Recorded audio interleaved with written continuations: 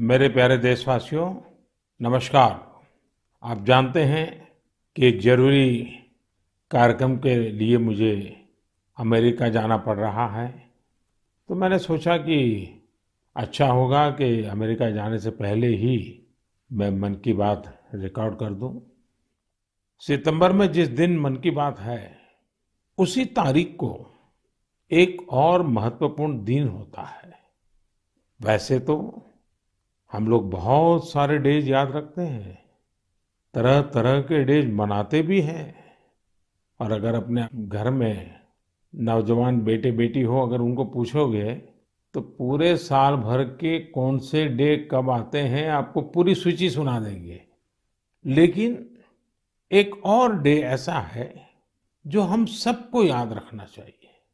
और ये डे ऐसा है जो भारत की परंपराओं से बहुत सुसंगत है। सदियों से जिस परंपराओं से हम जुड़े हैं, उससे जोड़ने वाला है। ये है वर्ल्ड रिवर डे, यानी विश्व नदी दिवस। हमारे यहाँ कहा गया है, पिबन्ति नद्यः स्वयमेव नाम्भः। अर्थात नदियां अपना जल खुद नहीं पीती, बल्कि परोपकार के लिए देती है।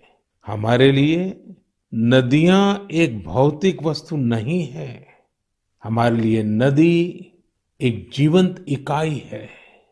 और तभी तो हम नदियों को माँ कहते हैं। हमारे कितने ही पर्व हो, त्योहार हो, उत्सव हो, उमंग हो, ये सभी हमारी इन माताओं की गोद में ही तो होते हैं। आप सब जानते ही हैं, माघ का महीना आता है तो हमारे देश में बहुत लोग पूरे एक महीने माँ गंगा या किसी और नदी के किनारे कल्पवास करते हैं। अब तो ये परंपरा नहीं रही, लेकिन पहले के जमाने में तो परंपरा थी कि घर में स्नान करते हैं तो भी नदियों का स्मरण करने की परंपरा आज भले लुप्त हो गई हो या कहीं बहुत अल्प मात्रा में बची हो, लेकिन एक बहुत बड़ी परंपरा थी जो प्रातः में ही स्नान करते समय ही विशाल भारत की एक यात्रा करा देती थी। मानसिक यात्रा, देश के कोने कोने से जुड़ने की प्रेरणा बन जाती थी। और वो क्या था, भारत में स्नान करते समय एक श्लोक बोलने की परंपरा रही है। गंगे च यमुने चैव गोदावरी सरस्वती नर्मदे सिंधु कावेरी जले अस्मिन सन्निधि कुरु। पहले हमारे घरों में परिवार के बड़े ये श्लोक बच्चों को याद करवाते थे और इससे हमारे देश में नदियों को लेकर आस्था भी पैदा होती थी। विशाल भारत का एक मानचित्र मन में अंकित हो जाता था। नदियों के प्रति जुड़ाव बनता था। जिस नदी को माँ के रूप में हम जानते हैं, देखते हैं, जीते हैं, उस नदी के प्रति एक आस्था का भाव पैदा होता था। एक संस्कार प्रक्रिया थी। साथियों, जब हमारे देश में नदियों की महिमा पर बात कर रहे हैं तो स्वाभाविक रूप से हर कोई एक प्रश्न उठाएगा और प्रश्न उठाने का हक भी है और इसका जवाब देना ये हमारी जिम्मेवारी भी है। कोई भी सवाल पूछेगा कि भाई आप नदी के इतने गीत गा रहे हो, नदी को माँ कह रहे हो, तो ये नदी प्रदूषित क्यों हो जाती है? हमारे शास्त्रों में तो नदियों में जरा सा प्रदूषण करने को भी गलत बताया गया है और हमारी परंपराएं भी ऐसी रही है। आप तो जानते हैं, हमारे हिंदुस्तान का जो पश्चिमी हिस्सा है, खास करके गुजरात और राजस्थान, वहाँ पानी की बहुत कमी है। कई बार अकाल पड़ता है और इसलिए वहाँ के समाज जीवन में एक नई परंपरा डेवलप हुई है। जैसे गुजरात में बारिश की शुरुआत होती है तो गुजरात में जल जीलनी एकादशी मनाते हैं। मतलब कि आज के युग में हम जिसको कहते हैं कैच द रेन, वो वही बात है कि जल के एक एक बिंदु को अपने में समेटना, जल जीलनी। उसी प्रकार से बारिश के बाद बिहार और पूरब के हिस्सों में छठ का महापर्व मनाया जाता है। मुझे उम्मीद है कि छठ पूजा को देखते हुए नदियों के किनारे घाटों की सफाई और मरम्मत की तैयारी शुरू कर दी गई होगी। हम नदियों की सफाई और उन्हें प्रदूषण से मुक्त करने का काम सबके प्रयास और सबके सहयोग से कर ही सकते हैं। नमामि गंगे मिशन भी आज आगे बढ़ रहा है, तो इसमें सभी लोगों के प्रयास एक प्रकार से जन जागृति, जन आंदोलन, उसकी बहुत बड़ी भूमिका है। साथियों, जब नदी की बात हो रही है, माँ गंगा की बात हो रही है, तो एक और बात की और भी आपका ध्यान आकर्षित करने का मन करता है। बात जब नमामि गंगे की हो रही है, तो जरूर एक बात पर आपका ध्यान गया होगा और हमारे नौजवानों का तो पक्का गया होगा। आजकल एक विशेष ई ऑक्शन, ई नीलामी चल रही है। ये इलेक्ट्रॉनिक नीलामी उन उपहारों की हो रही है जो मुझे समय समय पर लोगों ने दिए हैं। इस नीलामी से जो पैसा आएगा वो नमामि गंगे अभियान के लिए ही समर्पित किया जाता है। आप जिस आत्मीय भावना के साथ मुझे उपहार देते हैं, उसी भावना को ये अभियान और मजबूत करता है। साथियों, देश भर में नदियों को पुनर्जीवित करने के लिए, पानी की स्वच्छता के लिए सरकार और समाज सेवी संगठन निरंतर कुछ न कुछ करते रहते हैं। आज से नहीं, दशकों से ये चलता रहता है। कुछ लोग तो ऐसे कामों के लिए अपने आप को समर्पित कर चुके होते हैं और यही परंपरा, यही प्रयास, यही आस्था हमारी नदियों को बचाए हुए है। और हिंदुस्तान के किसी भी कोने से जब ऐसी खबरें मेरे कान पे आती हैं, ऐसे काम करने वालों के प्रति एक बड़ा आदर का भाव मेरे मन में जगता है और मेरा भी मन करता है कि वो बातें आपको बताऊं। आप देखिए, तमिलनाडु के वेल्लोर और तिरुवन्नामलाई जिले का एक उदाहरण देना चाहता हूँ। यहाँ एक नदी बहती है, नागा नदी। अब ये नागा नदी बरसों पहले सूख गई थी। इस वजह से वहां का जलस्तर भी बहुत नीचे चला गया था। लेकिन वहां की महिलाओं ने बीड़ा उठाया कि वो अपनी नदी को पुनर्जीवित करेगी। फिर क्या था, उन्होंने लोगों को जोड़ा, जन भागीदारी से नहरें खोदी, चेक डैम बनाए, रिचार्ज कुएं बनाए। आपको भी जानकर के खुशी होगी साथियों कि आज वो नदी पानी से भर गई है। और जब नदी पानी से भर जाती है ना, तो मन को इतना सुकून मिलता है। मैंने प्रत्यक्ष इसका अनुभव किया है। आप में से बहुत लोग जानते होंगे कि जिस साबरमती के तट पर महात्मा गांधी ने साबरमती आश्रम बनाया था, पिछले कुछ दशकों में ये साबरमती नदी सूख गई थी। साल में 6-8 महीने पानी नजर ही नहीं आता था। लेकिन नर्मदा नदी और साबरमती नदी को जोड़ दिया, तो अगर आज आप अहमदाबाद जाओगे तो साबरमती नदी का पानी ऐसा मन को प्रफुल्लित करता है। इसी तरह बहुत सारे काम, जैसे तमिलनाडु की हमारी ये बहनें कर रही हैं, देश के अलग अलग कोने में चल रहे हैं। मैं तो जानता हूँ कई हमारे धार्मिक परंपरा से जुड़े हुए संत हैं, गुरुजन हैं, वे भी अपनी आध्यात्मिक यात्रा के साथ साथ पानी के लिए, नदी के लिए बहुत कुछ कर रहे हैं। कई नदियों के किनारे पेड़ लगाने का अभियान चला रहे हैं, तो कहीं नदियों में बह रहे गंदे पानी को रोका जा रहा है।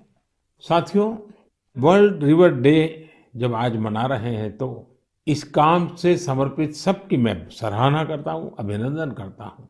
लेकिन हर नदी के पास रहने वाले लोगों को, देशवासियों को मैं आग्रह करूंगा कि भारत में कोने कोने में साल में एक बार तो नदी उत्सव मनाना ही चाहिए। मेरे प्यारे देशवासियों, कभी भी छोटी बात को, छोटी चीज को छोटी मानने की गलती नहीं करनी चाहिए। छोटे छोटे प्रयासों से कभी कभी तो बहुत बड़े बड़े परिवर्तन आते हैं। और अगर महात्मा गांधी जी के जीवन की तरफ हम देखेंगे तो हम हर पल महसूस करेंगे कि छोटी छोटी बातों की उनके जीवन में कितनी बड़ी अहमियत थी और छोटी छोटी बातों को लेकर के बड़े बड़े संकल्पों को कैसे उन्होंने साकार किया था। हमारे आज के नौजवान को ये जरूर जानना चाहिए कि साफ सफाई के अभियान ने कैसे आजादी के आंदोलन को एक निरंतर ऊर्जा दी थी। ये महात्मा गांधी ही तो थे जिन्होंने स्वच्छता को जन आंदोलन बनाने का काम किया था। महात्मा गांधी ने स्वच्छता को स्वाधीनता के सपने के साथ जोड़ दिया था। आज इतने दशकों बाद स्वच्छता आंदोलन ने एक बार फिर देश को नए भारत के सपने के साथ जोड़ने का काम किया है। और ये हमारी आदतों को बदलने का भी अभियान बन रहा है। और हम ये न भूलें कि स्वच्छता ये सिर्फ एक कार्यक्रम है। स्वच्छता ये पीढ़ी दर पीढ़ी संस्कार संक्रमण की एक जिम्मेवारी है। और पीढ़ी दर पीढ़ी जब स्वच्छता का अभियान चलता है तब संपूर्ण समाज जीवन में स्वच्छता का स्वभाव बनता है। और इसलिए ये साल, 2 साल, एक सरकार, दूसरी सरकार ऐसा विषय नहीं है। पीढ़ी दर पीढ़ी हमें स्वच्छता के संबंध में सजगता से, अविरत रूप से, बिना थके, बिना रुके, बड़ी श्रद्धा के साथ जुड़े रहना है और स्वच्छता के अभियान को चलाए रखना है। और मैंने तो पहले भी कहा था कि स्वच्छता ये पूज्य बापू को इस देश की बहुत बड़ी श्रद्धांजलि है। और ये श्रद्धांजलि हमें हर बार देते रहना है, लगातार देते रहना है। साथियों, लोग जानते हैं कि स्वच्छता के संबंध में बोलने का मैं कभी मौका छोड़ता ही नहीं हूँ। और शायद इसीलिए हमारी मन की बात के एक श्रोता श्रीमान रमेश पटेल जी ने लिखा है, हमें बापू से सीखते हुए इस आजादी के अमृत महोत्सव में आर्थिक स्वच्छता का भी संकल्प लेना चाहिए। जिस तरह शौचालयों के निर्माण ने गरीबों की गरिमा बढ़ाई, वैसे ही आर्थिक स्वच्छता गरीबों को अधिकार सुनिश्चित करती है, उनका जीवन आसान बनाती है। अब आप जानते हैं, जनधन खातों को लेकर देश ने जो अभियान शुरू किया, इसकी वजह से आज गरीबों को उनके हक का पैसा सीधा सीधा उनके खाते में जा रहा है, जिसके कारण भ्रष्टाचार जैसी रुकावटों में बहुत बड़ी मात्रा में कमी आई है। ये बात सही है। आर्थिक स्वच्छता में टेक्नोलॉजी बहुत मदद कर सकती है। हमारे लिए खुशी की बात है, आज गांव देहात में भी फिनटेक, यूपीआई से डिजिटल लेन देन करने की दिशा में सामान्य मानवी भी जुड़ रहा है, उसका प्रचलन बढ़ने लगा है। आपको मैं एक आंकड़ा बताता हूं, आपको गर्व होगा। पिछले अगस्त महीने में, एक महीने में यूपीआई से 355 करोड़ ट्रांजैक्शन हुए, यानी करीब करीब 350 करोड़ से ज्यादा ट्रांजैक्शन। यानी हम कह सकते हैं कि अगस्त के महीने में 350 करोड़ से ज्यादा बार डिजिटल लेन देन के लिए यूपीआई का इस्तेमाल किया गया है। आज एवरेज 6 लाख करोड़ रुपए से ज्यादा का डिजिटल पेमेंट यूपीआई से हो रहा है। इससे देश की अर्थव्यवस्था में स्वच्छता, पारदर्शिता आ रही है। और हम जानते हैं, अब फिनटेक का महत्व बहुत बढ़ रहा है। साथियों, जैसे बापू ने स्वच्छता को स्वाधीनता से जोड़ा था, वैसे ही खादी को आजादी की पहचान बना दिया था। आज आजादी के 75वें साल में हम जब आजादी के अमृत महोत्सव को मना रहे हैं, आज हम संतोष से कह सकते हैं कि आजादी के आंदोलन में जो गौरव खादी को था, आज हमारी युवा पीढ़ी खादी को वो गौरव दे रही है। आज खादी और हैंडलूम का उत्पादन कई गुना बढ़ा है और उसकी मांग भी बढ़ी है। आप भी जानते हैं, ऐसे कई अवसर आए हैं जब दिल्ली के खादी शोरूम में एक दिन में 1 करोड़ रुपए से ज्यादा का कारोबार हुआ है। मैं भी फिर से आपको याद दिलाना चाहूंगा कि 2 अक्टूबर पूज्य बापू की जन्म जयंती पर हम सब फिर से एक बार एक नया रिकॉर्ड बनाएं। आप अपने शहर में जहां भी खादी बिकती हो, हैंडलूम बिकता हो, हैंडीक्राफ्ट बिकता हो, और दिवाली का त्योहार सामने है, त्योहारों के मौसम के लिए खादी, हैंडलूम, कुटीर उद्योग से जुड़ी आपकी हर खरीदारी वोकल फॉर लोकल इस अभियान को मजबूत करने वाली हो, पुराने सारे रिकॉर्ड तोड़ने वाली हो। साथियों, अमृत महोत्सव के इसी कालखंड में देश में आजादी के इतिहास की अनकही गाथाओं को जन जन तक पहुंचाने का एक अभियान भी चल रहा है। और इसके लिए नवोदित लेखकों को, देश के और दुनिया के युवाओं को आह्वान किया गया था। इस अभियान के लिए अब तक 13,000 से ज्यादा लोगों ने अपना रजिस्ट्रेशन किया है, और वो भी 14 अलग अलग भाषाओं में। और मेरे लिए खुशी की बात ये भी है कि 20 से ज्यादा देशों में कई अप्रवासी भारतीयों ने भी इस अभियान से जुड़ने के लिए अपनी इच्छा जताई है। एक और बहुत दिलचस्प जानकारी है, करीब 5,000 से ज्यादा नए नवोदित लेखक आजादी के जंग की कथाओं को खोज रहे हैं। उन्होंने जो अनसंग हीरोज हैं, जो अनामी हैं, इतिहास के पन्नों पे जिनके नाम नजर नहीं आते हैं, ऐसे अनसंग हीरोज पर, थीम पर, उनके जीवन पर, उन घटनाओं पर कुछ लिखने का बीड़ा उठाया है। यानी देश के युवाओं ने ठान लिया है कि उन स्वतंत्र सेनानियों के इतिहास को भी देश के सामने लाएंगे जिनकी गत 75 वर्ष में कोई चर्चा तक नहीं हुई है। सभी श्रोताओं से मेरा आग्रह है, शिक्षा जगत से जुड़े सबसे मेरा आग्रह है, आप भी युवाओं को प्रेरित करें, आप भी आगे आएं। और मेरा पक्का विश्वास है कि आजादी के अमृत महोत्सव में इतिहास लिखने का काम करने वाले लोग इतिहास बनाने भी वाले हैं। मेरे प्यारे देशवासियों, सियाचिन ग्लेशियर के बारे में हम सभी जानते हैं। वहां की ठंड ऐसी भयानक है जिसमें रहना आम इंसान के बस की बात ही नहीं है। दूर दूर तक बर्फ ही बर्फ, और पेड़ पौधों का तो नामो निशान नहीं है। यहाँ का तापमान -60 डिग्री तक भी जाता है। कुछ ही दिन पहले सियाचिन के इस दुर्गम इलाके में 8 दिव्यांग जनों की टीम ने जो कमाल कर दिखाया है, वो हर देशवासी के लिए गर्व की बात है।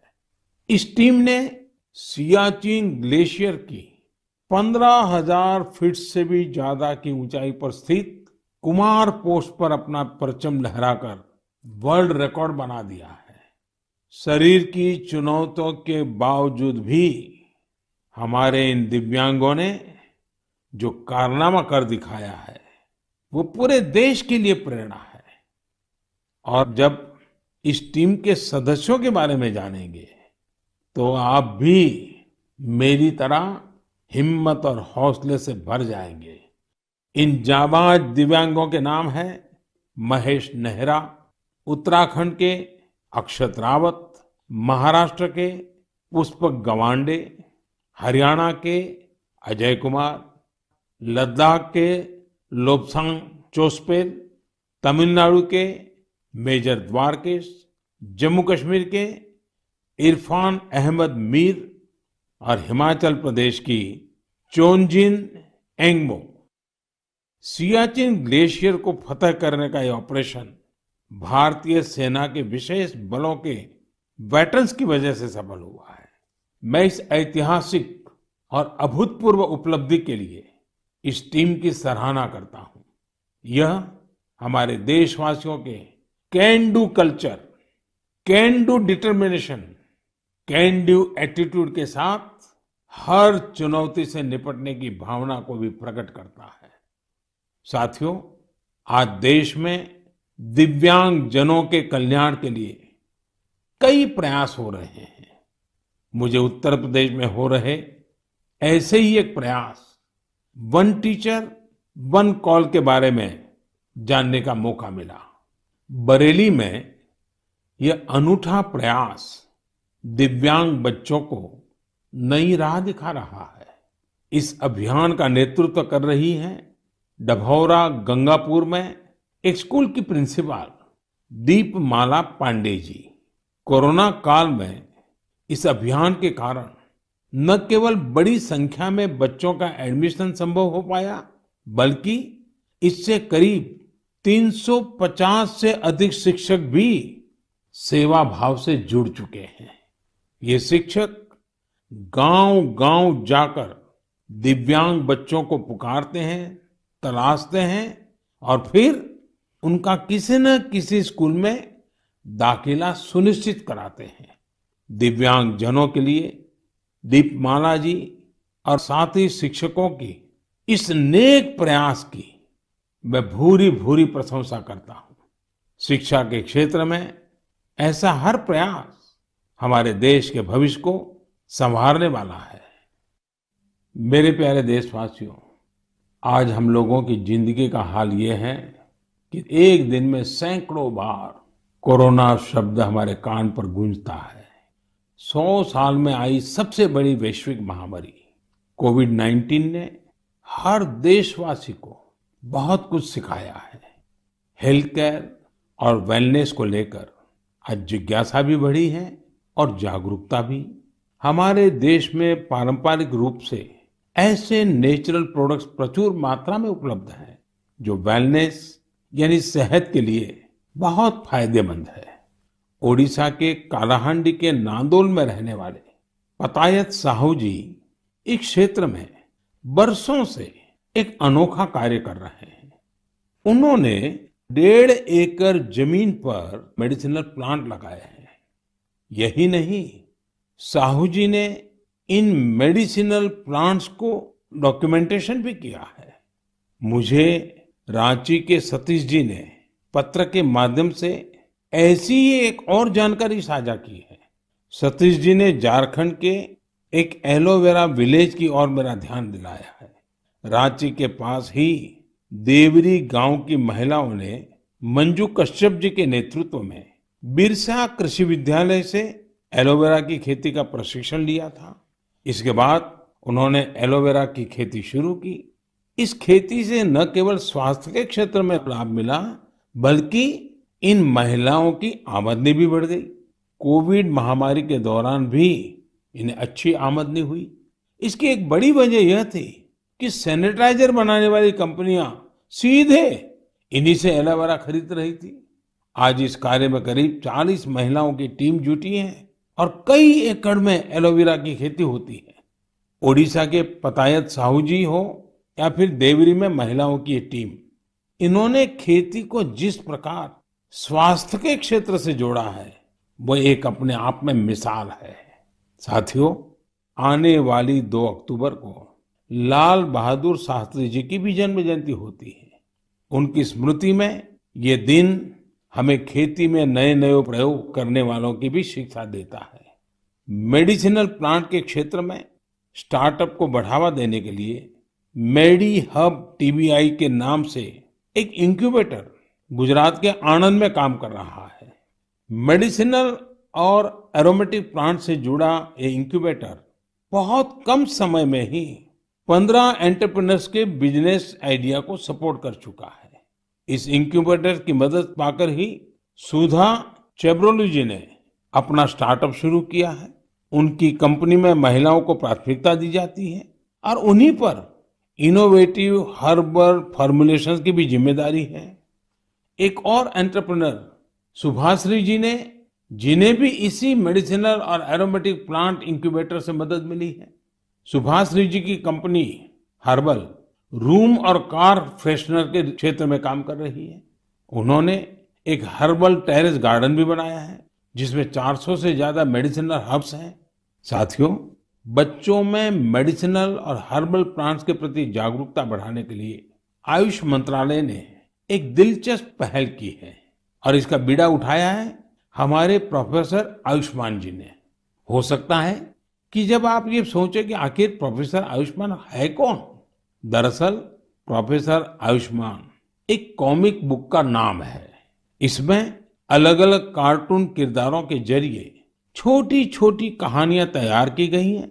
साथ ही एलोवेरा, तुलसी, आंवला, गिलोय, नीम, अश्वगंधा और ब्रह्मी जैसे सेहतमंद मेडिसिनल प्लांट की उपयोगिता बताई गई है।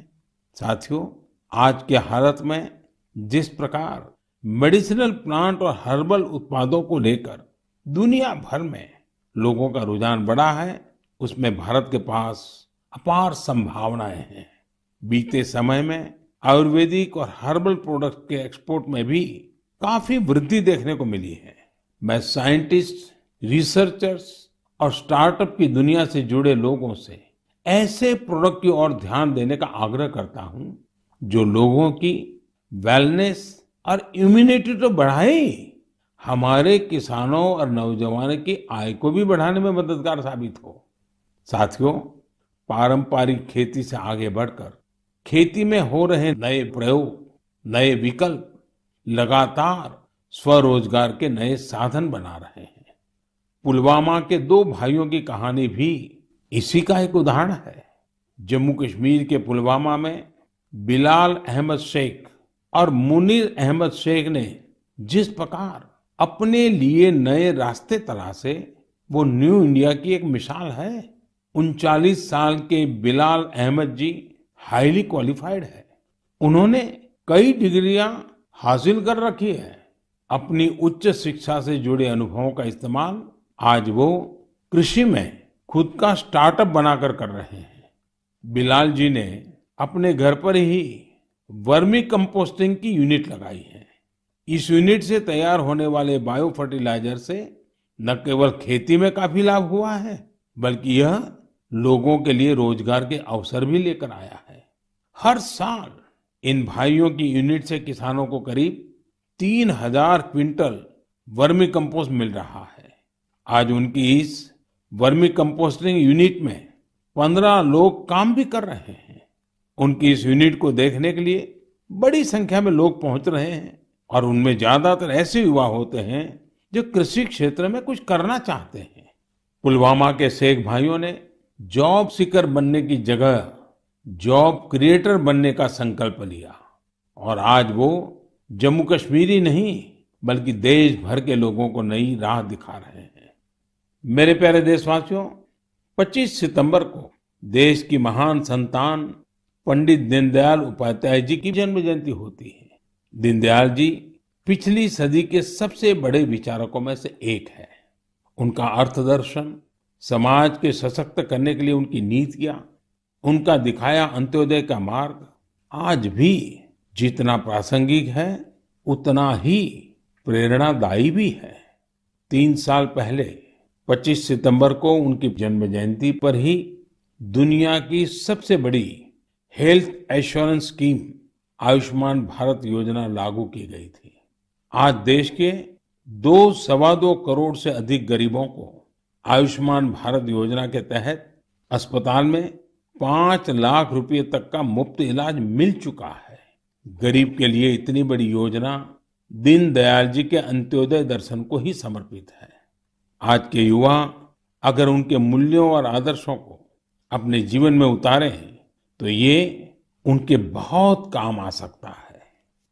एक बार लखनऊ में दीनदयाल जी ने कहा था, कितनी अच्छी अच्छी चीजें, अच्छे अच्छे गुण हैं, ये सब हमें समाज से ही तो प्राप्त होते हैं। हमें समाज का कर्ज चुकाना है, इस तरह का विचार करना ही चाहिए। यानी दीनदयाल जी ने सीख दी कि हम समाज से, देश से इतना कुछ लेते हैं, कहेंगे इस बारे में सोचना चाहिए। ये आज के युवाओं के लिए बहुत बड़ा संदेश है। साथियों, दीनदयाल जी के जीवन से हमें कभी हार न मानने की भी सीख मिलती है।